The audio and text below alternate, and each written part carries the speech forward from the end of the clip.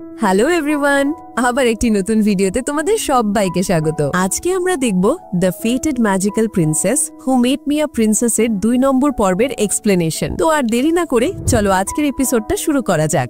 গত এপিসোডে আমরা দেখেছিলাম আমাদের ছোট্ট প্রিন্সেস অ্যাথেনিসিয়ার জীবনের লড়াই। সে জানে যে তার ভবিষ্যৎ খুব একটা উজ্জ্বল নয় এবং তার নিজের বাবাই হয়তো একদিন তাকে মৃত্যুর মুখে ঠেলে দেবে। এই সত্যিটা জেনেও সে প্রতিদিন বেঁচে থাকার চেষ্টা করছে।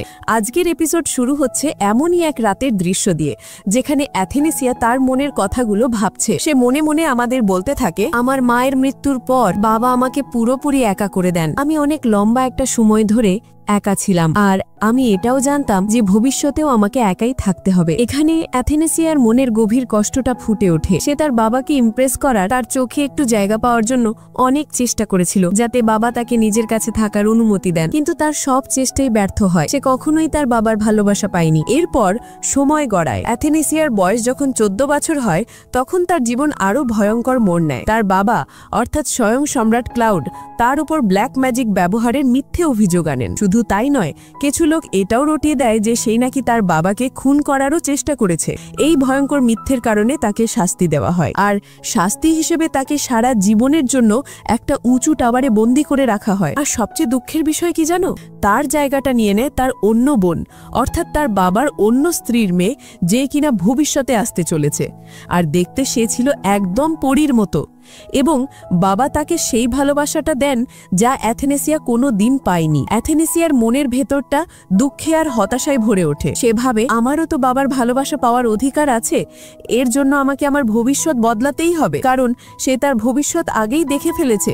সে জানে তার সাথে কি হতে চলেছে, আর সেই ভয়ঙ্কর পরিণতি সে কিছুতেই মেনে নিতে রাজি নয়। এরপর অ্যাথেনিসিয়া দৃঢ়ভাবে নিজেকে বলে যে এই ভবিষ্যৎ তার একদম পছন্দ নয়, এবং সে এটাকে বদলে দেখাবেই। এই কথা ভাবতে ভাবতে সে ঘুমোতে যায়। তার মনে হতে থাকে যে সে যেন তার নিজের জীবনের গল্পের মূল চরিত্র নয়, বরং একটা সাইড ক্যারেক্টার বা পার্শ্ব চরিত্রের ভূমিকায় অভিনয় করছে। তার মনে হয় তার আগের জীবনটাও ভালো ছিল না, আর ঠিক একইভাবে এই জীবনটাও নষ্ট হতে চলেছে। এখানে আমরা অ্যাথেনিসিয়ার হতাশার পাশাপাশি তার ভেতরের দৃঢ় সংকল্পটাও দেখতে পাই।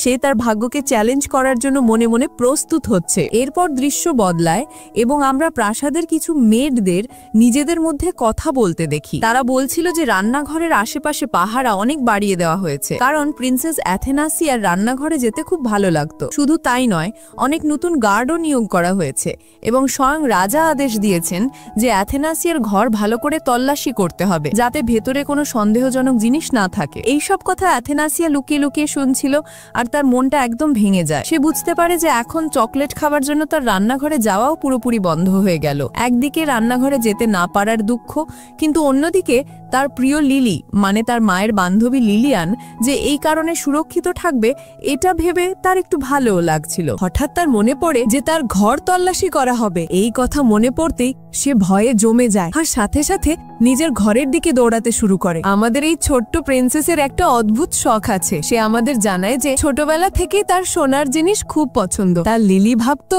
যে অ্যাথেনিসিয়া হয়তো চকচকে জিনিস পছন্দ, কিন্তু আসলে সে সোনা বা গোল্ড চিনত, এবং সেটাকে সে সত্যিই খুব ভালোবাসতো। যাই হোক, ঘরে ফিরে সে একজন মেয়ের কাছে যায় এবং খুব মিষ্টি মুখ করে জিজ্ঞেস করে, তুমি কি দয়া করে আমাকে কিছু চকলেট খেতে দেবে? তার এমন মিষ্টি আর মায়াবী চেহারা দেখে কেই বা না করতে পারে। ওই মেয়েটি তাকে অনেকগুলো চকলেট দিয়ে দেয়। অ্যাথেনিসিয়া চকলেটগুলো খেতে শুরু করে, আর মনে মনে ভাবে এটাই তার আসল গুপ্তধন। সে এগুলো জমিয়ে রেখেছে, কারণ তার পরিকল্পনা হলো যখন তার বয়স 9 বছর হবে, তখন সেই প্রাসাদ থেকে পালিয়ে যাবে এবং তার প্রিয় লিলিকেও সাথে নিয়ে যাবে, কারণ এটাই তার ভবিষ্যৎ বাঁচানোর একমাত্র রাস্তা। দেখলে তো, আমাদের অ্যাথেনিসিয়া শুধু ছোট্ট একটা মিষ্টি মেয়ে নয়, বরং সে ভীষণ বুদ্ধিমতী আর দূরদর্শী। সে তার দুর্ভাগ্যকে মেনে নেয়নি, বরং নিজের ভাগ্য নিজে লেখার জন্য এখন থেকে প্রস্তুতি নিচ্ছে। চকলেট খাওয়া শেষ করে অ্যাথেনিসিয়া যখন পুকুরের জলে হাত ধুচ্ছিল, তখন সে জলের মধ্যে নিজের প্রতিবিম্ব দেখতে পায়। সে নিজের চেহারার দিকে তাকিয়ে থাকে, তারপর খুব মনোযোগ দিয়ে নিজের চোখ দুটো দেখে। সবাই বলে তার মুখটা নাকি একদম তার মায়ের মতো হয়েছে, কিন্তু অ্যাথেনিসিয়ার মনে হয় তার চোখ দুটো হয়েছে একদম তার বাবার মতো, তেমনই উজ্জ্বল। তার মনে হয় হয়তো তার মাও বাবারই সুন্দর চোখ দেখে তার প্রেমে পড়েছিলেন, কিন্তু পরক্ষণে সে নিজেকে সামলে নিয়ে বলে, যাই হোক, এসব ভেবে আমার কি লাভ। এই ছোট্ট দৃশ্যটার মাধ্যমে আমরা বুঝতে পারি অ্যাথেনেসিয়া তার বাবার সাথে নিজের একটা সংযোগ খুঁজে পাচ্ছে। এটা একদিকে যেমন তাদের মধ্যে একটা সংযোগ তৈরি করে, তেমনি অ্যাথেনেসিয়ার জন্য এটা একটা কষ্টের কারণও বটে, কারণ এই চোখগুলোই তাকে সবসময় মনে করিয়ে দেয় সেই মানুষটার কথা যে তাকে ভালোবাসে না। যাই হোক, এরপর আমরা দেখি অ্যাথেনাসিয়া জঙ্গলে কিছু একটা লুকোনোর জন্য যায়। সেখানে সে একটা গর্ত ঘুরে কাপড়ে মোড়ানো একটা পুটলি লুকিয়ে রাখে। তার কাছে এমন আরো অনেক পুটলি ছিল। গর্তটা ভালোভাবে বন্ধ করে সে এদিক ওদিক ঘুরতে থাকে। ঘুরতে ঘুরতে সে এক অদ্ভুত জায়গায় পৌঁছে যায়, যেখানে সবকিছু সোনার তৈরি, একটা পরিত্যক্ত রাজপ্রাসাদের মতো, যার আসবাবপত্র থেকে শুরু করে সবকিছু সোনায় মোড়া। এই দৃশ্য দেখে অ্যাথেনেসিয়ার চোখ খুশিতে চকচক করে ওঠে।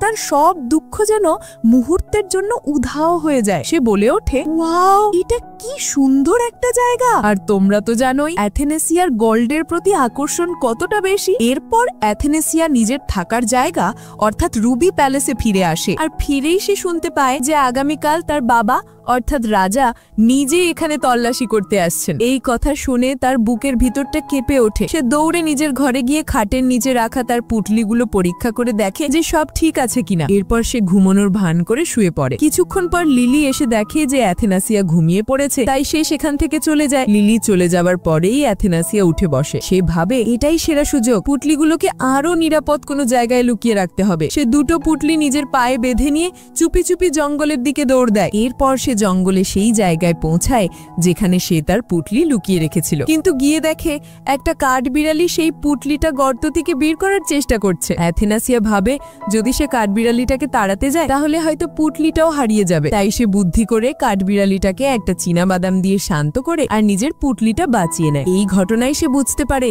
যে এই জায়গাটা আর নিরাপদ নয়, তাকে অন্য কোনো জায়গা খুঁজে বের করতে হবে। তখনই তার সকালে দেখা সেই সুন্দর প্রাসাদটার কথা মনে পড়ে। এরপর অ্যাথেনাসিয়া আবার সেই প্রাসাদের কাছে পৌঁছায় এবং এবার সে ভেতরে প্রবেশ করে। ভেতরে ঢুকে তার চোখ ধাঁধিয়ে যায়। প্রাসাদের সবকিছু সোনায় মোড়ানো। এটা দেখে তার খুব ভালো লাগে। আর আমাদের অ্যাথেনাসিয়ার একটা অদ্ভুত অভ্যেস ছিল, সে একটা সোনার মূর্তির টুকরো মুখে পুড়ে নেয়। ঠিক সেই মুহূর্তে হঠাৎ করে একজন মানুষের প্রবেশ ঘটে। তাকে দেখে অ্যাথেনাসিয়া ভয়ে জমে যায়। আর সেই মানুষটা আর কেউ নয়, তার বাবা মানে সম্রাট ক্লাউড। দেখতে তিনি একেবারেই স্নেহময় বাবার মতো নন, বরং একজন ঠান্ডা মেজাজের শাসক। কিন্তু ক্লাউড সাথে সাথেই অ্যাথেনাসিয়াকে চিনে ফেলেন। অ্যাথেনাসিয়ার মনে হচ্ছিল তার দুঃস্বপ্নের ভবিষ্যৎটা বুঝি এখনই সত্যি হতে চলেছে। সে ভয়ে কাঁপতে থাকে। যে বাবাকে সে এতদিন এড়িয়ে চলেছে, যে বাবাকে সে সবচেয়ে বেশি ভয় পায়, সে আজ তার সামনে। কিন্তু সবাইকে অবাক করে দিয়ে ক্লাউড তার কাছে আসেন এবং তিনি তার সাথে খুব ভালোভাবে আর নরম সুরে কথা বলতে থাকেন।